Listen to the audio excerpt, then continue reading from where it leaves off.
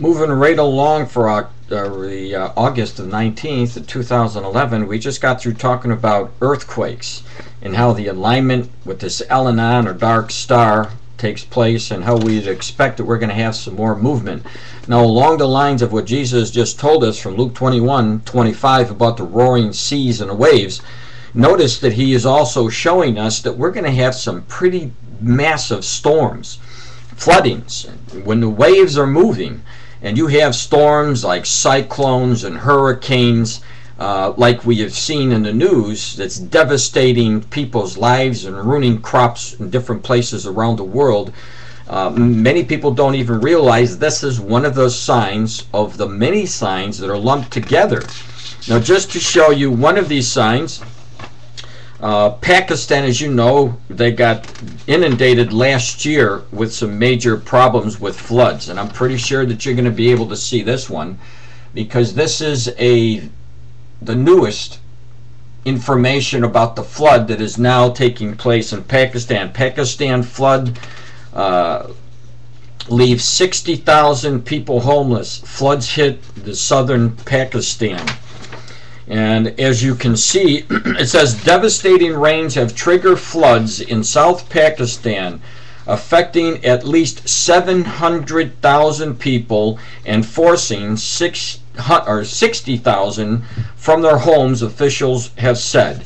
Here's some of the pictures that are coming out of the news, and we need to be praying for the people in Pakistan as they go through these problems.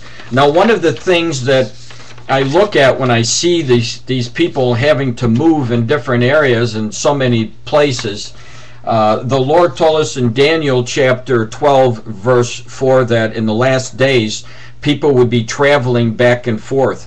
It doesn't mean just on aircrafts going on vacations. There are a lot of reasons why people are moving to and fro, as the scriptures say and the prophecy tells us. And one of the reasons that the people are forced to move in mass numbers are major disasters, as we have seen escalate over the last couple of years in China and Pakistan, Indonesia, and different places around the world. So there's another one of the prophecies. Now, in Revelation chapter 18, verse 12, Jesus tells us that, and shows us in the last days that people will be weeping over many items. And two of the items in Revelation chapter 18, verse 12, happens to be gold and silver. Now, I've been warning for some time now that you should be watching the prices of gold and silver because they're going to shoot through the roof like they've never done before. And if I'm saying something that's based on the word of the Lord and it doesn't come to pass, then is the word correct? Well, if it doesn't happen, then it wouldn't be, right? But the Lord shows us that if these people are weeping over the gold and the silver, what does that tell us? It tells us apparently that the gold and the silver become high valued precious metals during the 7-year tribulation, because that's when the weeping and the crying over this is that takes place, where Jesus actually removes it from the people who are left behind after the rapture takes place. So, knowing that, we already see the birth pangs, as Jesus talked about in Mark 13:8, that are already happening, and so we know that it's going to get a lot worse. And as the economy tanks, the price of gold and the silver and these precious metals and these other items will continue to go up like they have. So, I've been warning for a couple of years now, look at the price, keep watching, you're going to keep going up. And I get emails from people saying that there's no way that the gold is going to reach 1,000. There's no way that gold is going to reach. Back then it was they were laughing at me in scoffing that I was even talking about prices moving towards 1,000. But the silence is starting. I'm starting to hear the ringing in my ears because I have tinnitus in my ear, and I'm starting to hear the ringing more now because the voices of those people telling me that it's not going to happen are being silenced. And here's some proof about that. Take a look at this. You understand what this says? Dow plunges 500 points. Gold hits $1,829. We have never ever seen the price of gold hit this high. This was August 18th, yesterday. And in my post, if you go to my website, you'll see how many times I told you that this was going to happen. Now let's take a look at this. This is an article that I just pulled up. It says gold set for biggest weekly rise since 2008. London, and this came out from Rutgers, gold was set for its biggest one-week rise since late 2008 on Friday, after a rift of soft economic data battered the stock markets through prices eased from record highs as equity markets and the euro edged off lows after afternoon trade. Spot gold was up 1.7% at $1,853.89 an ounce at 9:41. So there you go. Almost weekly now, we're setting new records, or the industry, obviously. The people are buying the gold. New records for the gold. Now, silver today went up, and it's moving towards, I believe that this morning when it opened, it was $42 an ounce. And it is moving up just like the gold is moving up. Silver obviously isn't moving up as fast, but let me tell you something what's going to happen. When the economy busts, and we're going to get into that as well because we're seeing signs of another recession in America, that it's starting to spread globally, and this is part of prophecy, as you'll see how I get connected. But as long as I was in with Daniel, and I talked about Daniel moving back and forth, the other part of the prophecy in that same verse, Daniel 12:4, told us in the last generation they would increase in knowledge. We know that that is our generation. Ask any scientist, they will tell you that in the last 50 years, just in the last 50 years, this generation has gained more knowledge in that very, very short time span than the rest of all the generations from us all the way back to the creation of man. And why did this happen? It's because this is the generation who was to fulfill all these things. Now here's the prime example of our generation after we discovered computers. The scientists came up with all these different things, these engineers, and the advancement after the computer revolution, man, it just skyrocketed right through the roof, and now we're doing things no other generation could ever even conceive of. Here is a major headline that you'll be able to see with no problem. New IBM computer chip mimics the human brain. So, I mean, it's no longer science fiction. It's IBM on Thursday announced it has created a chip designed to imitate the human brain's ability to understand its surroundings, act on things that happen around it, and make sense of complex data. Now, if you think that we've propelled or we got knowledge in the last 50 years, with the development of these kinds of computers, it's just going to get that much more advanced. And we see it happening, not just with the computers, but the chips that they're putting in the computers, the chips that they're putting in the phones, the chips that they're using on the watch. Everywhere you'll see these chips that is making advances and strides faster than we've ever anticipated before.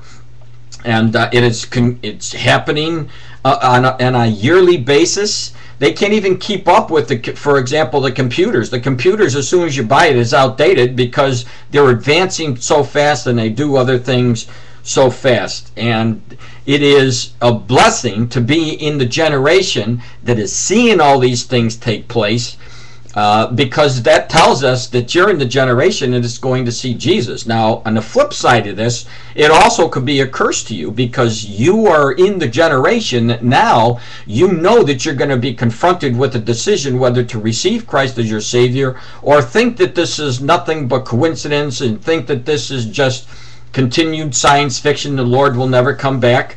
And you will be faced with being tossed into the tribulation, facing the Antichrist and all of the plagues and everything that's going to happen during that time. And I pray that the Holy Spirit saves you today so you don't go that route. Now, one of the things that are very, very important when we're talking about the last days, everything is going to center, first of all, on Israel, because God has chosen that nation for whatever reason. That's up to God. He's chosen Israel to prove that he is God, and he's demonstrating it through this little tiny nation surrounded by these massive Arab nations. And part of the prophecy that came out in Isaiah chapter 66, verse 8, when you read that chapter, or that verse, you will see that the Lord tells us about the birth pains. Now, I don't care how long it takes. I might have to do a lot of the videos today, but it is well worth it so that you will understand when Jesus talked about it in Matthew. For example, Matthew chapter 24. Let me get to Matthew 24, and then I'm going to come back and show you what the Lord, because this is all tied in together. This is what he says in Matthew chapter 24, verse 33. So, likewise you, when you shall see all these things, know that it is near, even at the door. And we're seeing, this is what I'm covering today. We're seeing all these events.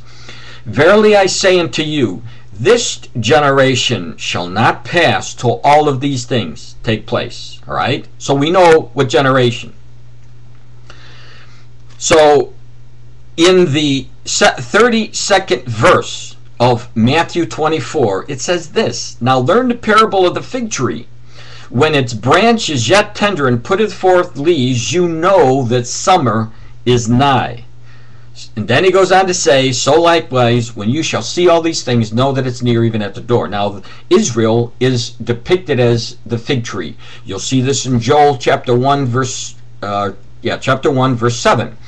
And so, he told us, the nation who sees the rebirth of Israel, that is the nation, or the generation, who will not pass away. Now, one of the major prophecies that shows us that we are in fact the generation who are going to see the last days was a prophecy about the nation of Israel being born again. Now listen to what it says here. Be not afraid of the faces. Let's see. Oops, I'm in the wrong one. I got the, bear with me here. All right, here we go. Verse 8. Isaiah 66:8. Who hath heard such a thing? Question mark. Who hath seen such things? Question mark. Shall the earth be made to bring forth in one day, or shall a nation be born at once? For as soon as Zion travailed, she brought forth her child. Shall I bring to the birth, and not cause to bring forth, saith the Lord? Shall I cause to bring forth, and shut the womb, saith the Lord? So Isaiah chapter 66, verse 8, tells us about the birth pangs, about somebody being delivered. Even before the baby is delivered, there was a warning about the birth pangs that would come, and guess what? It also tells us the nation will be born. Who's ever going to be born here, when these birth pains start to show up, what happened in one day. Now, in Ezekiel chapter 37, again, God shows us that Israel was going to be born as a nation again. So, when you look at how Israel was born, you'll find out that in May 14th, of 1948, there was a session that went on with the UN. And out of that UN session, they came out and proclaimed Israel a nation, and it all took place in a span of 24 hours.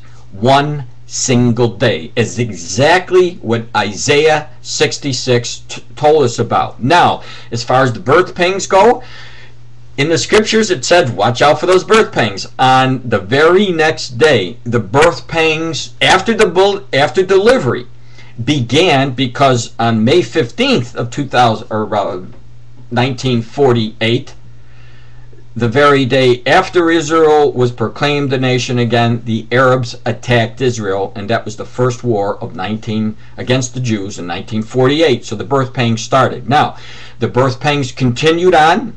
Israel